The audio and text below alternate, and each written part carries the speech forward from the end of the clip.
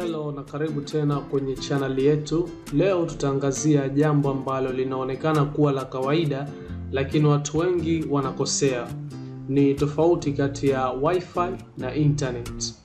Mara ngapi umewahi kusema wifi yangu haifanyi kazi wakati tatizo lipo kwenye internet?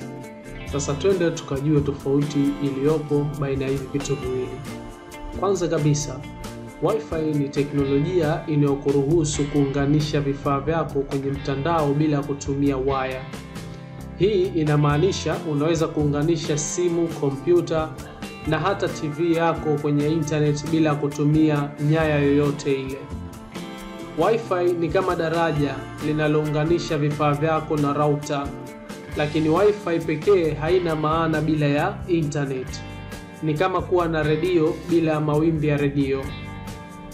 So internet kwa upande mwingine ni mtandao mkubwa wa kompyuta na vifaa kote duniani ambavyo vimeunganishwa pamoja. Internet ndio inayoleta huduma zote tunazozitumia kila siku kama Google, YouTube, Instagram na WhatsApp. Sasa fikiria internet kama bahari kubwa iliyojaa taarifa, na Wi-Fi ni mashua yako inayokufikisha baharini. Sasa wacha tuweze kuona utofauti mkuu uliopo ili tuweze kuelewa vizuri hivi vitu viwili. Wi-Fi ni teknolojia ya mawasiliano. Hii inamaanisha ni njia ya kuunganisha vifaa vyako kwenye router bila ya waya.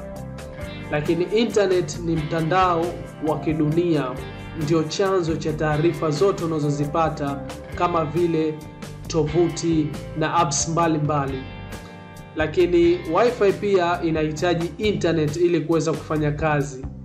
Bila ya internet, Wi-Fi yako itakuwa ni kama daraja linaloelekea mahala pasipo na kitu chochote. Kwa hivyo, kama unaona Wi-Fi yako ipo lakini hakuna internet, tatizo linaweza kuwa kwenye huduma ya mtandao, internet, na sio kwenye Wi-Fi yako. Kujua tofauti kati ya Wi-Fi na internet kunaweza kukusaidia kutatua matatizo yako kwa urahisi. So ukiwa na tatizo la kimtandao, nadhani sasa hivi umeshajua unachotakiwa kukiangalia kwanza. Ukipata tatizo, chunguza kama tatizo ni kwenye router yako au kwenye huduma ya internet. Hii inaweza kukusaidia kuokoa muda na kuepuka kuchanganyikiwa. So na hapo ndipo tofauti kati ya Wi-Fi na internet. Sasa ukiwa na shida ya mtandao, utaweza kuelewa vizuri ni wapi pa kuweza kuangalia. So je, umeweza kujifunza kitu kipya kwa kupitia video hii ya leo? Ningeomba uniambie katika sehemu ya maoni hapo chini kama kuna lolote lile ambalo umeweza kujifunza leo katika video hii, na usisahau kulike na kushare kwa marafiki nao wapate kuweza kufahamu hiki ambacho tumekizungumzia katika video hii. Na vile vile bonyeza alama ya kengele ili kuweza kupata maudhui ambayo yatakuja baadaye baada ya video hii katika YouTube channel yangu.